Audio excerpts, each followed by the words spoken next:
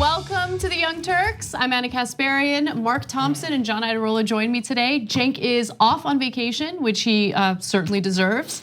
And we're gonna talk about the important issues today. Game of Thrones, we're gonna talk about it for the entirety of the 2-hour show. Shot by shot conversation. On either side, talking Game of Thrones, it was wild. Do you know how, if you just started doing it, I would go along with it for the whole hour. That's what scares me. And we would enjoy it. Half of the damage report last Thursday was Game of Thrones. I mean, how could you not discuss it? Anyway, we can't discuss it, unfortunately. But we do have... Or fortunately. Well, fortunately for you, but considering some of the stuff we have prepped for the show today, I would rather be talking about Game of Thrones. Oh, it's pretty ugly, yeah. Yeah, it's pretty ugly.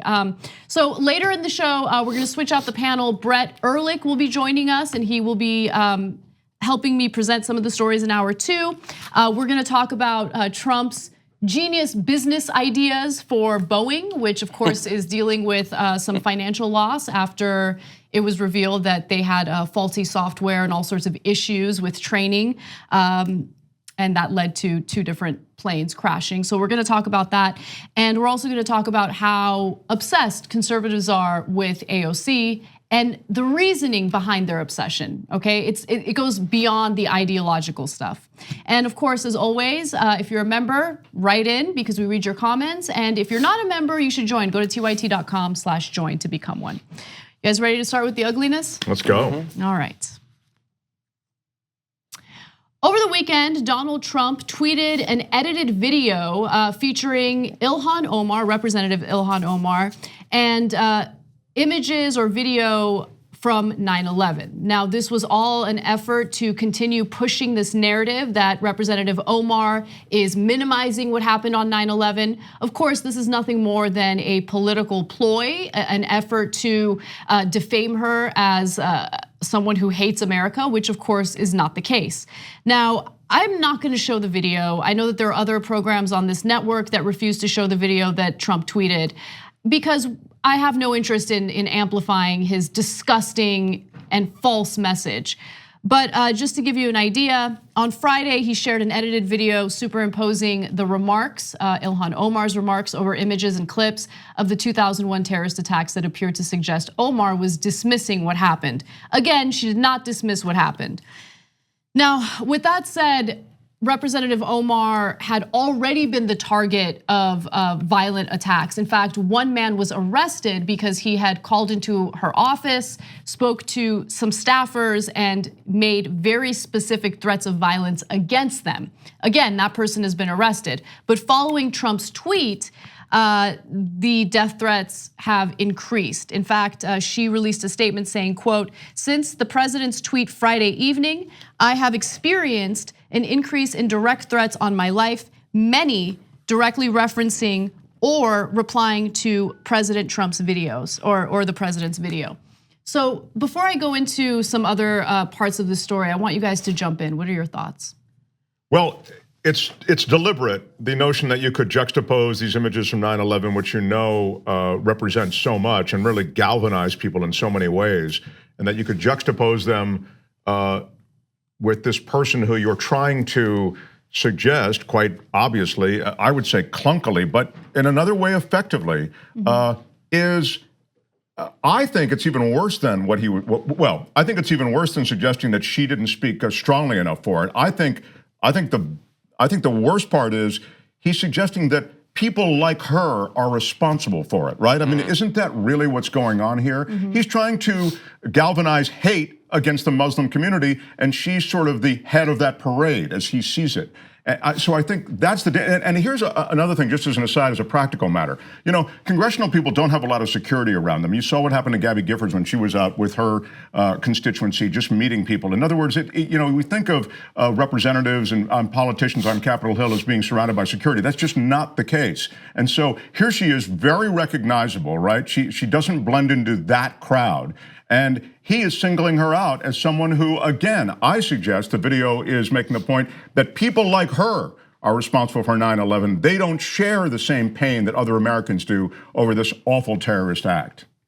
Yeah, I think I guess his reasoning doesn't matter too much when what he's trying to do is get a woman of color in elected office killed. That's what he wants to do. That's the terrible thing.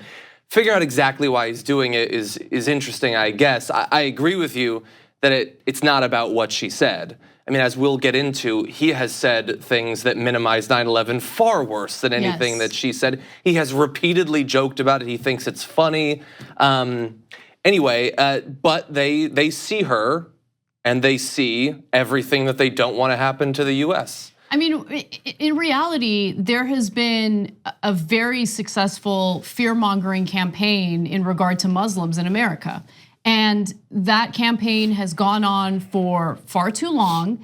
And I think that what Donald Trump is doing here is tapping into that fear regarding Muslims. I mean, would she be treated the same way if she happened to be a white Christian who made the exact same statements during a meeting, right? So she goes to this conference, and the whole point of the conference was to draw attention to how Muslims in America have been treated as second-class citizens, especially after 9/11. And so she's speaking off the cuff, and she says, in essence, Muslims have been treated this way because some people did something. And when you're speaking off the cuff, and you're speaking in passing, sometimes you don't use the best language. You don't go deep into the history of what happened. She's trying to make a statement about how Muslims are being treated. That was the point of her statement. It wasn't about the severity of 9/11. It wasn't commentary about the severity of 9/11. And I think all of us understand that severity. We all, not all, some of us might be too young to remember, or maybe weren't even born yet.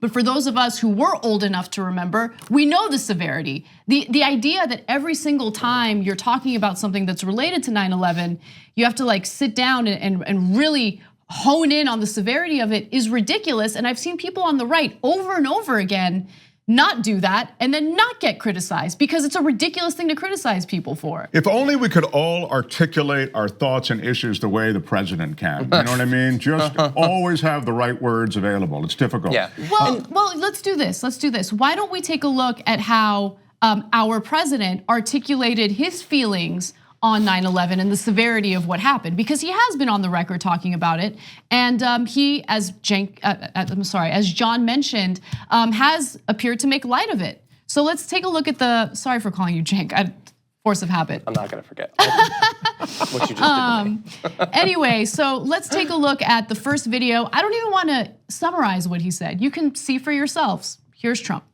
Donald, you have one of the landmark buildings down in the financial district, 40 Wall Street. Did you have any damage, or what's happened down there? Well, it was an amazing phone call I made. 40 Wall Street actually was the second tallest building in downtown Manhattan, and it was actually, before the World Trade Center, was the tallest. And then when they built the World Trade Center, it became known as the second tallest, and now it's the tallest. Okay. It's a silver lining. This is insane. The only appropriate response there is, look, what's happening with my building is not really important, because what's happening to America right now in this moment, blah, blah, blah. All the things that reflect the seriousness of the event. But of course, Trump is already all about himself, so he welcomes a question about him and his real estate holdings. Yeah. But it's indicative of who Donald Trump is when it comes to anything, right? It always goes back to, what does he get out of the situation? What's best for his businesses? What's best for his profit motive? There was also an appearance he made on Howard Stern's show, yes. And there was some joking going on in regard to 9/11 as well. So let's take a look at that. What Rudy said was there should be a huge memorial, and it should contribute to the skyline of New York in the same way that the World Trade Center. I'm starting to agree with that. I don't know, maybe we should build a television tower there. Right. Believe me, a statue of your girlfriend would be perfect right there. Well, that would be a nice idea. Well, nobody's going to fly into that, right? No one would. No one would even mess with that. I'd like to fly into that. But wait, Anna. I was looking at that graphic while that was playing, and we're being a little bit deceptive here. Because what Ilhan Omar is alleged to have made light of, she did that 18 years after the attack. He was joking about it 1 year after the attack. So that's better, right? The 1 year anniversary of the attack, he's joking along about his wife having a statue there, as they joke about planes being flown once again into that spot. That's right. And one other thing is, he, instead of building a memorial, he suggested a television tower, which again goes back to what's best for him, what he looks at as a possible opportunity for himself. It all goes back to me, Trump, Trump, Trump, Trump, Trump.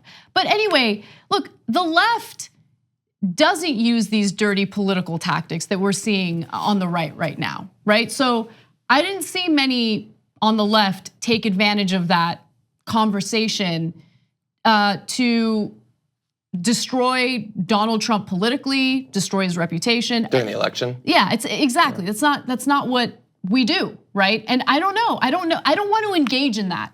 But I feel like right now there's this disgusting, divisive political atmosphere where if you're not willing to get in the dirt and fight like them, or in the mud and fight like them, well, then you're at a huge disadvantage because they will slander you, they will come after you, they will smear you, and that's exactly what's happening to Representative Omar, to the point where her life is at risk. Yeah. So there's like 3 levels of terrible things going on simultaneously right now. Again, I want to just remind everyone, the worst is that the president of the United States is using social media to encourage someone to assassinate a sitting member of Congress. That's the worst. Then there's the hypocrisy over talking about 9/11. They say Ilhan Omar made light of it. She didn't speak about it with the reverence and gravitas that it's due, but we know that that's not actually what they feel because they don't care that Donald Trump has openly joked about it. So they're lying about the communication around 9/11. But they also don't care about the substance of it either, because we know that regardless of what a person says about 9/11, there have been people in a position to do something about the aftermath of that attack. And when it has come to like giving medical benefits to people who were injured while doing the cleanup. How many years did we have to have wars with politicians, generally on the right, stopping that aid from being given? Are they being condemned in the same way that Ilhan Omar is for an offhand remark? Yeah, let me give you some names. On the communication and the substance, the people who are pretending that 9/11 is the most important thing ever to them, they are simply lying. It is sometimes situationally important to them if it hurts a Democrat and especially a Muslim woman of color. So I remember the debates that happened in Congress in regard to funding for the first responders who are suffering from some horrible health issues because of that cleanup effort, right? Respiratory issues, cancer. And House Judiciary Chairman at the time, Representative Bob Goodlatte, and Fred Upton, who's a Republican from Michigan, they were fighting it. They were fighting the funding. So Democrats wanted to make those health benefits permanent for the first responders. And you had people like Goodlatte and Upton fighting to make it temporary, 5 years. And they also wanted to underfund it. So I'm bringing that up because, look, anyone can demagogue, anyone can fearmonger, but take a good hard look at what people have done policy-wise, how they've voted, because it's very easy and very popular to go out there and pretend like you're this big warrior and fighter for victims of 9/11 or for the American people against terrorism. But if you look at their actions, I think that reveals more about who took those events seriously, who looked at it as an opportunity to engage in war, who looked at it as a profit motive, and who looked at it as a real tragedy and something that needed to, push for more security in America. Like, sure, they're weaponizing it is really what we're talking about. They're weaponizing a message. They're taking this awful thing, and that we all agree is awful. So they've got the one thing that we can all agree on, and they're weaponizing it. But as Anna says, then there's no follow through for those who helped with the cleanup. They did the same thing with veterans. Donald Trump wraps himself in the flag and he wraps himself in veterans, and yet big on war. I mean, the GOP has this history of war, and I know not all GOP is the same, and please, if you're GOP, you might have been against the war in Iraq, but let's face it, under a Republican administration, they went to war in Iraq, they created a generation of veterans who have all kinds of issues, but when it comes down to the follow through with those veterans, they're nowhere in sight. Yeah. There's no money for those veterans. So you can wrap yourself in these issues, but as Anna says, there's no follow through. It's clearly a bankrupt notion. So I want to just quickly mention a few other things, especially how Pelosi reacted to this. So following the president's tweet, she says, "I spoke with the sergeant at arms to ensure that Capitol Police are conducting a security assessment to safeguard Congresswoman Omar, her family, and her staff. They will continue to monitor and address the threats she faces." So I'm glad she did that, and that was an appropriate response. But prior to that response, she said the following. Pelosi originally said in a statement Saturday that memory of 9/11 is sacred ground, and any discussion of it must be done with reverence. So there's a lot of this coming from the left, which is disheartening. A lot of strong talk about this is the way 9/11 needs to be talked about. And then, it's usually followed with, but we need to protect Representative Omar. Look, I get it. 9/11 was a serious tragedy, a severe tragedy. But when someone's speaking off the cuff and they're speaking in passing about something else, about discrimination and how certain people are treated as second-class citizens, I think it's fine to take a good hard look at their intentions before judging their statement, because I don't think that Representative Omar meant to minimize what happened at 9/11 at all. See, I disagree to some extent. Maybe you've got more of the things. Do you have more of what politicians have said? Yeah, we're gonna talk about that a little later. Okay, yeah. okay. Yeah, but there are some strong statements coming from some people on the left. We'll yeah, that's why I was gonna say, I think that hers stands out in particular because she decided to throw Ilhan under the bus at the same time that she's saying that we need to protect her. Whereas most appeared to not fall into that trap. Right, yeah. So- Last point, Anna, I just want to underscore what you're saying, which is that I think that Omar was trying to a specific audience, as Anna pointed out, trying to point out how 9/11 was being used to subjugate or discriminate against this one community. And so I don't think she said it in the most eloquent way. I don't think she said it with quite the words that, like when she plays it back in her mind, oh damn, I should have said, maybe I should have been a little more explicit in my condemnation. I think she probably would say that in her heart of hearts, but to use this, we all know her intent. We all know the point she was making. To use this in this way is just, it's sad, especially on the left. As we were saying, I mean, we just eat our own on the left. There's a purity test always, and this is another example of it. So I want to just give you a final statement from Representative Omar. This is on Twitter. She said the following: I did not run for Congress to be silent. I did not run for Congress to sit on the sidelines. I ran because I believed it was time to restore moral clarity and courage to Congress, to fight and defend our democracy. She is one of the strongest people I have ever seen in Congress or in America, period. She's very courageous to keep pushing forward, even given the amount of threats that she's receiving right now, threats that have been pushed against her by our own president. Yeah, and to receive kind of middling support, not just in this instance, but in past ones from the people that the leadership in your party that should be defending you, who themselves have been the target of these sorts of attacks from Donald Trump, they should know better. And she's trying to do all the different work that she's doing at the same time that she's being vilified by the right on a daily basis on Fox News and by Donald Trump, receiving only kind of some support from the Democrats and receiving death threats at the same time, receiving death threats even before Donald Trump's thing, let alone after. And then he tweeted again this morning, inspiring potentially more violence against her. I don't envy the position that she has to hold, but she's still trying to get everything done. Yeah. When we come back from the break, we will talk about some of the reactions coming from Democrats and Republicans. Later on, we will also talk about what Republicans are planning and polling in the run-up to the 2020 election. We hope you're enjoying this free clip from the Young Turks. If you want to get the whole show and more exclusive content while supporting independent media, become a member at tyt.com/join today. In the meantime, enjoy this free segment. Welcome back to TYT. Anna, Mark, and John with you. First, a few member comments. The Neon Donkey says, makes you wonder who would be opposing her bill if Biden hadn't stumped for Upton last year. I'm not entirely sure which bill you're talking about.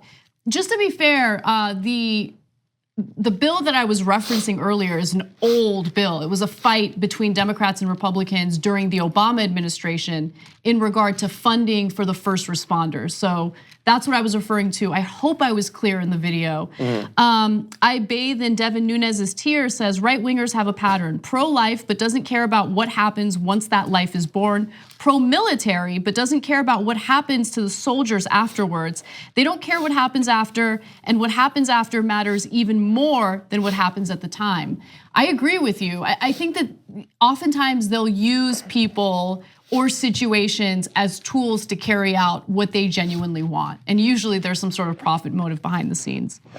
TYT Lives, Zappahart says, not one citizen should be okay with Donald Trump tweeting against anyone, let alone a sitting representative. This should be impeachable, no kidding. Yeah, I just, yeah, inciting there's no consequence. There's inciting violence. You're right. I mean, impeachable. It's a political thing. I don't know what's impeachable, what's not. Anything technically, it could be impeachable. This guy, you know, he's sneezing impeachable stuff. But what I would say is that it's certainly reprehensible. Underplays it. I mean, really understates it. It's reprehensible that this kind of rhetoric and that this video and these accusations and implications could be allowed to go without comment. I mean, the Republicans are MIA on this issue, and it's disgusting, and it's remarkable. But again, this goes to what Anna was saying before, and then we'll get on to the next story. But that is, you know, they shut up and they close ranks, the Republicans. They play dirty, they shut up and they close ranks and they hang on and they get their Supreme Court justices and they get their federal justices and they get then they get their environmental rollbacks and they get the raping of the land and they get mineral exploitation, oil exploitation, and so on. And what we do on the left is we criticize each other for not being quite pure enough and for saying the wrong thing, and we don't show the solidarity that you see until it's too late. That's my greatest fear for the upcoming general election. Yeah. So I want to also announce something that's going to happen today. TYT will be covering Bernie Sanders' town hall on Fox News, unfortunately. The coverage will include myself, John, and Ida. It's so weird to see your pictures next to the Fox News Channel logo. I know. That's why I kind of like paused for a second. I'm like, wait, what's going on? But yes, he has agreed to do this town hall on Fox. I actually was very much against doing anything on Fox. We did a video weeks ago where I shared my point of view, but there was a great article in The Atlantic that persuaded me otherwise. So we're not gonna have a post-game show, a traditional post-game show today, because we're gonna be doing that coverage. The first half of it will be free for everyone. The entire coverage will be available for members only. So if you'd like to be a member, go to tyt.com/join. But in a future post-game episode, I'll talk about that Atlantic article in more detail. Because I saw the headline and I just wanted to reject it. Like, no, I disagree. But then I'm glad I read it because I saw some evidence, I saw some good, good arguments, and I changed my mind. So I want to talk about that in a later post game. All right, you guys ready? Yep. All right. Following Donald Trump's tweet and edited video making Ilhan Omar appear to minimize the events of 9/11, a number of lawmakers and public figures came out with their thoughts on this story.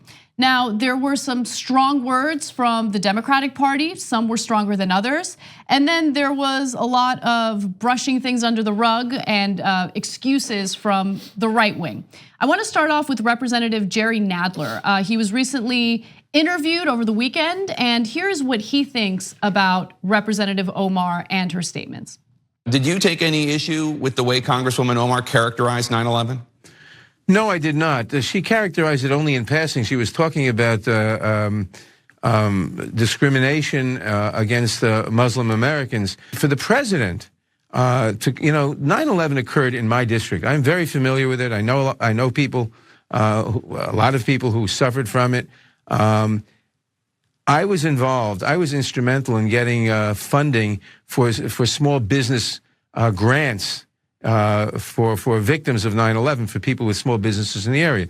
The president, he wasn't president then, but Donald Trump actually took a $150,000 grant from the Bush administration. They let him take a $150,000 grant meant for small businessmen for 40 Wall Street, the small business 40 Wall Street. He stole $150,000 from some small business person who could have used it to help rehabilitate himself. And that's why we appropriated it, why I got Congress to appropriate that money, to use it for his own small business of 40 Wall Street. He has no moral authority talking about 9/11 at all. Yeah. It's weird that a so-called billionaire would need to steal $150,000 from small business owners who really need it. Yeah. But I thought that statement from Representative Nadler was a strong one. And I appreciate it. To be quite honest with you, if you would have asked me before watching that video whether or not he was going to defend her in such a strong way, I would probably say no, but he did a good job there. He did. You know, there's a thing about him, and I kind of see what you're saying, because he does come across in a very traditional way. You know, he's a coat and tie kind of older politician, so you don't expect him to be, he's not a fire-breathing kind of politician where he's going to come up with these facts and really scorch the earth with them. Yet those are scorchable facts. I mean, you know, and again, you need the media, the mainstream media to a degree, to pick up that message the way they do the Omar message. They're only willing in the super to quote over and over and over again this thing that she probably, you know, could have said a little bit more elegantly or eloquently or more precisely, but instead the way she said it is just quoted on the lower third. But point is, that fact that Nadler produced, that should be something they pick up on. Donald Trump stole money from 9/11, from legitimate 9/11 victims to enrich himself. There's not nearly enough coverage of the kind of thing that Trump has made a life of, which is ripping people off. And this is yet another thing, and it's linked to 9/11. Yeah, and not only do you need coverage, you need a unified effort in the Democratic Party to spread that message. Because the one thing the Democrats aren't as good at, you know, especially when you compare them to Republicans, is like unifying and spreading something, you know, simultaneously. Right, like talking points the way that the right has them. Yeah, they're much more organized in that regard, unfortunately. John? Yeah, I was gonna say, partly it might be that Nadler has been targeted himself by Donald Trump over the past few weeks, so possibly it could be a little bit personal at this point. But also was really frustrating. So we talked about that on the Damage Report this morning. And so just to make 100% sure of everything, I looked into the claim, because we've done it before, but it's been a while. And I saw that PolitiFact had rated it half true, that he took the $150,000. And I thought, that's weird, wasn't it? He took the money, right? And I read all the reasoning, and it was, yeah, no, he 100% took the money, but he was technically qualified for it. So it's only really half true that he stole it. But like, so he's not a billionaire? I mean, no, but that's totally the thing. Right. Nobody is saying it's immoral because he was not technically under the particular way it was written qualified. No, it's like gaming any system. It clearly wasn't for him. Right, he gamed the system. I know, and that's so frustrating. So now people can look at that, and the right wing can be like, oh, it was rated only half true. Even though it's 100% true. Everything that Nadler and people in the past who've said it were saying is 100% true, we're gonna say half true. It's unbelievable. Okay. Half of Pinocchio. Well, there are other reactions from Democrats that I want to get to. I think this tweet by Senator Gillibrand is important to share with the audience because it is the example of a response that I personally did not like. So here's what she said. As a senator who represents 9/11 victims, I can't accept any minimizing of that pain. Okay, let's stop for a second. Please. So that's the part of her statement that I hate, because it's giving into this false framing by the right wing. Why are you playing into that? And I know why she's playing into it. It's because there's this fear. I don't want to be next. I don't want them to come after me the way they're coming after her. So let me just qualify what I'm about to say with this giant caveat. Like, we get it, Senator Gillibrand, we get it. Nobody is in favor of minimizing what happened on 9/11. But in using that sentence in your tweet, you are conceding to Republicans that she minimized what happened at 9/11. Yep. And she didn't do that. So let me give you more of her statement. The rest of it I think is fine. But Trump's dangerous rhetoric against Ilhan Omar is disgusting. It's a false choice to suggest we can't fight terrorism and reject Islamophobic hate at once. A president should do both. Okay. Yeah, look, I kind of feel for her. There's a lot of people running this primary. It's very difficult to set yourself apart, and she found a way. I think of all of the people running the Democratic primary, her tweet was the worst. It was the worst, but look, I want to be fair. When there was this huge fight in Congress over healthcare funding for the first responders, Senator Gillibrand was one of the strongest fighters on the left to get that funding for them. So I want to give her credit for that.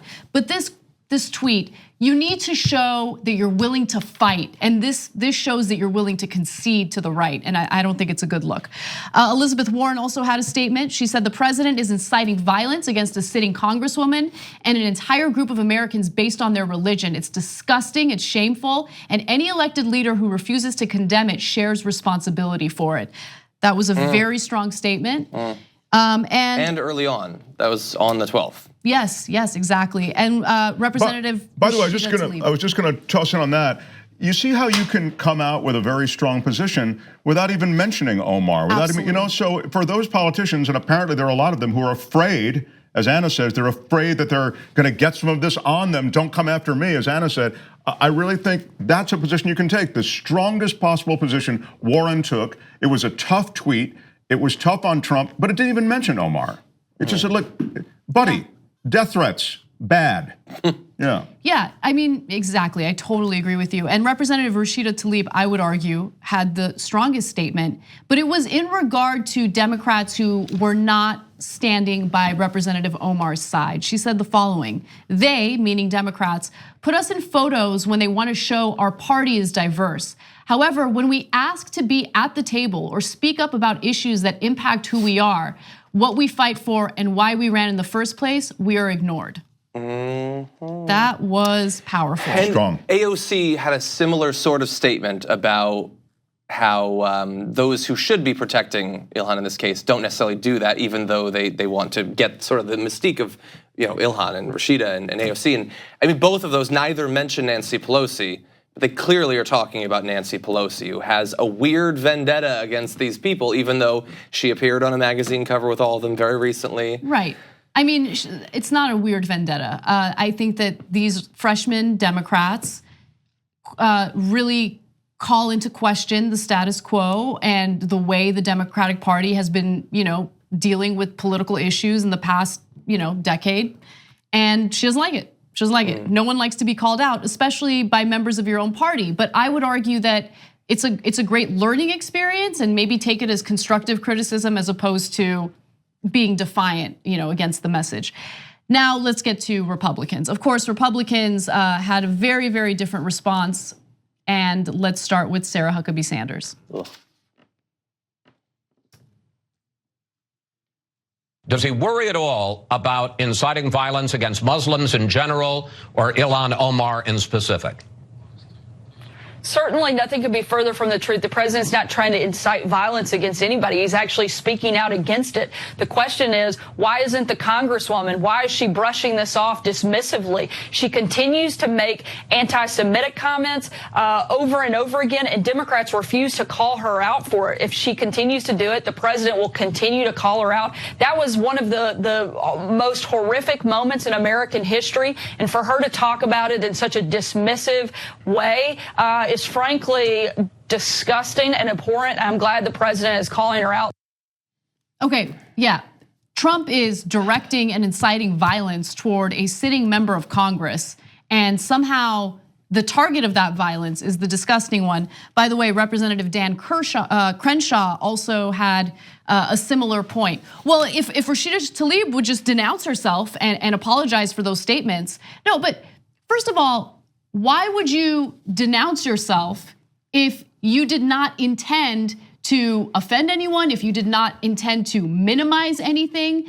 I mean, they just want everyone to concede to their talking points and to their framing. But if she didn't feel that she did anything wrong, why would she do that? And besides which, what if she did apologize just to shut everyone up?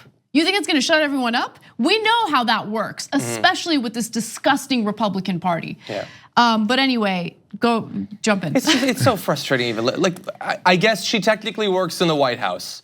She technically is a representative for the president, and so they have her on shows.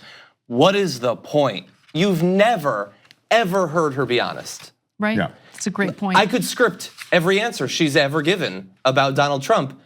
Like, it's this weird, I don't know, it seems like something out of a TV show, something fictional, that we have this position where their job is to lie constantly. And everybody knows it. The people who support her lies know it. The people who oppose her lies know it. But they still trot her out every single day because that's what she's getting paid for, to lie for the president. And it takes up valuable time. Like, he interviewed her. Like, here, could you lie about his position on taxes? Okay, we're running out of time. Could you lie about what he said about Ilhan Omar? We gotta fit in more lies before we move on to something else. Chris Wallace is smart enough to know that he's not gonna get anything honest out of her. He's not gonna get any independent thought out of her. She's no longer a sentient being in the first place. It is true also. It's just really frustrating. It's like, I know, I feel you. Donald Trump has no interest in the truth. He lies constantly. We've seen that in the ever increasing number of fact checks against him. But he could accidentally tell the truth. Yeah. She's been trained, bred to this position to lie. That's right. She has less interest in the truth than Donald Trump right now. That's absolutely It's very frustrating. correct. No, she's So- sent out there to dig in for the president, of course, and that's what she's doing. One final thing I want to quickly mention is, look, using 9/11 as a political tool to smear the other side, or using 9/11 as a political tool to increase your popularity or your name recognition, is now an age-old trick by politicians, but specifically of the Republican Party. We've seen it happen with Rudy Giuliani. Rudy Giuliani used 9/11 over and over and over again to garner support. I mean, this has been going on for so long that even Family Guy has made fun of it. And I want to just remind you, if you haven't seen or if you don't remember, this famous, in my opinion, Family Guy skit. Take a look. 9/11 was bad. I agree with that. God, I can't believe how easy this is. Mrs. Griffin, what are your plans for cleaning up our environment? 9/11. Mrs. Griffin, what about our traffic problem? 9/11. Years later, it appears nothing has changed. It's unbelievable. Yeah. That was a tragedy in America's history, and the fact that it's still being utilized as a political tool or a weapon is so incredibly disrespectful to the victims and their family members. Yeah. We got to take a break. When we come back, I'm gonna let John take control of the rest of hour one. I'm gonna sit back and just comment. It's gonna be great. We'll be right back.